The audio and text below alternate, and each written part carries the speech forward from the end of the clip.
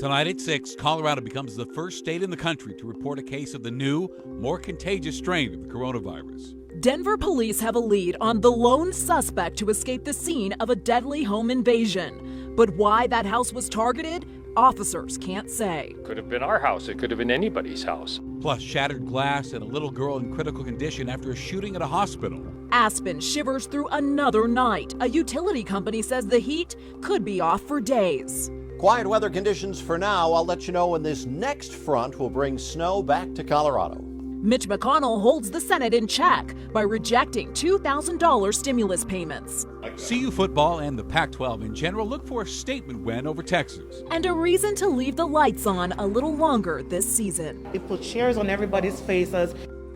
We begin with news that Colorado is the first state in the country to report that new strain of COVID-19. The variant has spread like wildfire through the United Kingdom, producing a record number of infections and forcing a lockdown in London. While it is considered to be much more contagious, it is not thought to present more severe symptoms and can be treated by the vaccines already on hand. Governor Polis says the Colorado patient is a man in his 20s, currently in isolation in Elbert County. Now, most puzzling here, he has no history of recent travel and no close contacts to provide clues as to where he contracted this. The governor is expected to provide more information during a news conference tomorrow morning and will bring you updates as we get them. All right, now to new details on a deadly home invasion in Denver's Montclair neighborhood. Police arrived to find the homeowner dead and then a woman barely hanging on. The homeowner, just identified by the coroner's office, Mark Outman, a 64-year-old architect. Denver7's Ivan Rodriguez joins us live. Ivan, police told you today that some of those suspects were dressed like construction workers. Shannon, Jessica, good evening. Police say they posed as utility workers in order to gain access to the home. Denver police says at this hour they're still searching for one man in this deadly burglary. It is a quality neighborhood. It's quiet for the most part. Neighbors in the Montclair neighborhood are in disbelief. I can't remember in the 20 years seeing that much police presence. Monday around noon, one of their neighbors near the corner of 10th and Monaco was found dead outside his home.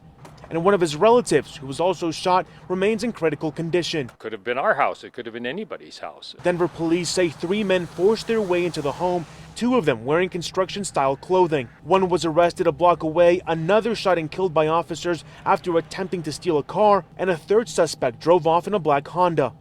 3 Denver police officers discharged their duty handguns in this incident. In total, 7 rounds were fired by the officers.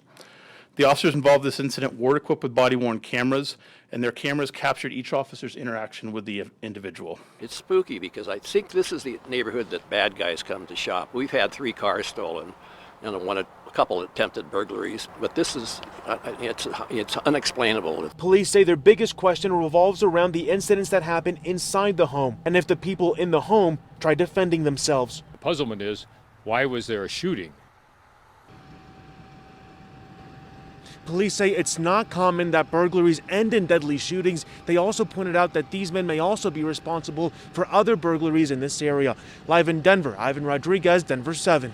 Ivan, thank you.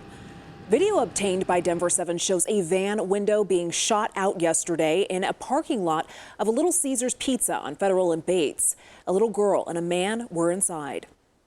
The adult male victim was previously in the parking lot. It appears that he may have been taking pictures of a vehicle that was parked in a handicap spot with one of the tires up on a curb.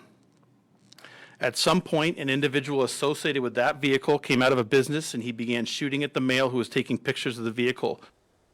The man in the van is doing okay tonight, but the child is in critical condition. Police have not been able to establish a connection between the suspect and the victims. 34-year-old Shayla Hamill of Saguache County has been identified as one of 3 people found dead in the San Luis Valley. Hamill was reported missing in late November, although family said they hadn't seen her since October. Her body was discovered near Los Sauces last month, as were the remains of 38-year-old Myron Martinez and a still unidentified third victim. A suspect, Audrey Psycho Barros, is being held tonight on suspicion of murder. It could be several days before gas power is fully restored in Aspen. The city has declared it a local emergency. Vandals knocked out service from more than 3,500 homes, hotels, and businesses over the weekend. Police are investigating, but right now the primary focus is on restoring heat and keeping people warm in the meantime. Space heaters have been arriving by the truckload. Crews are going door to door to restore meters to working order. Chief Meteorologist Mike Nelson joins us tonight from his home studio. Mike, that gas outage couldn't have happened at a worse time. Even by high country standards, it is freezing in Aspen. Absolutely. And right now, the current temperature in Aspen is at 20 degrees.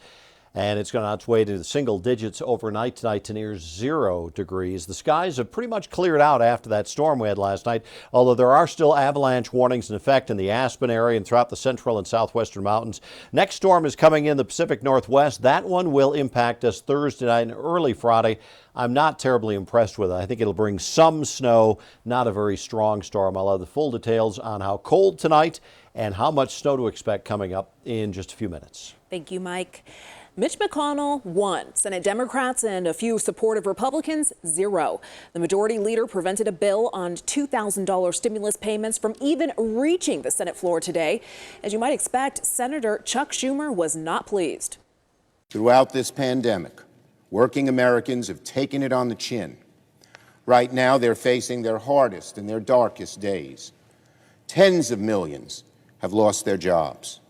Tens of millions are struggling to put food on the table. The fastest way to get money into Americans' pockets is to send some of their tax dollars right back from where they came.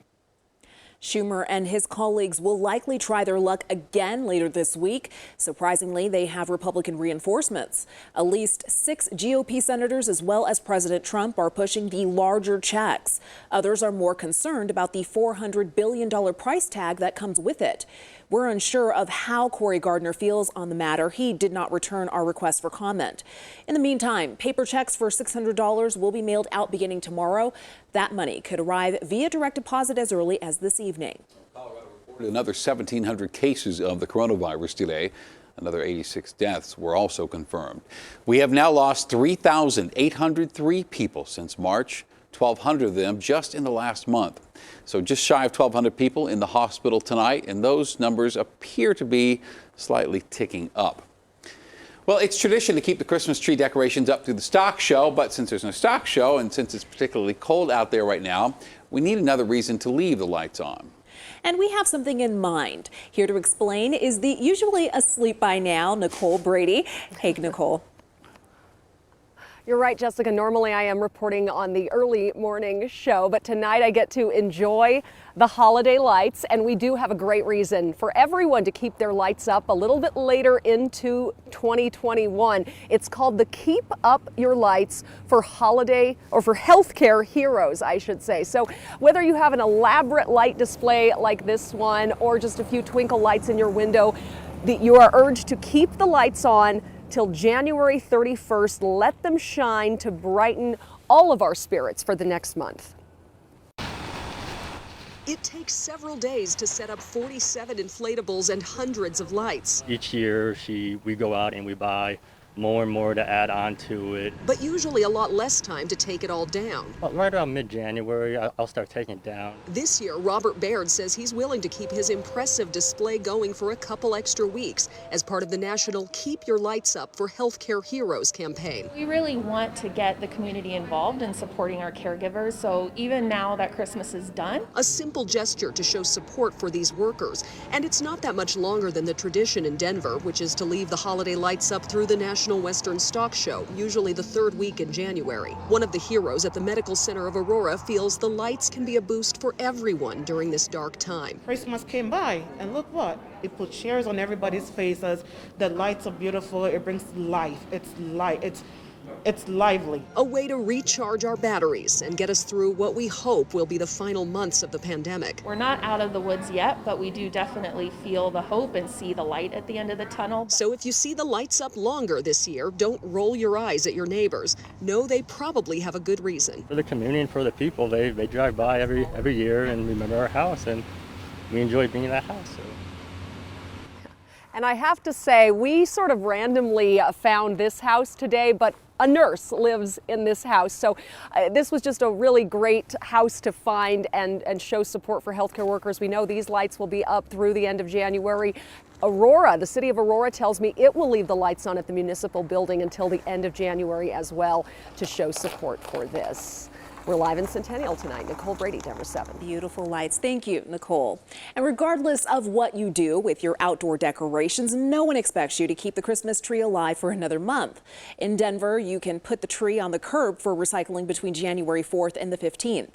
You need to drop it off in Douglas County. Same goes for Aurora and Inglewood. You'll find more details on thedenverchannel.com.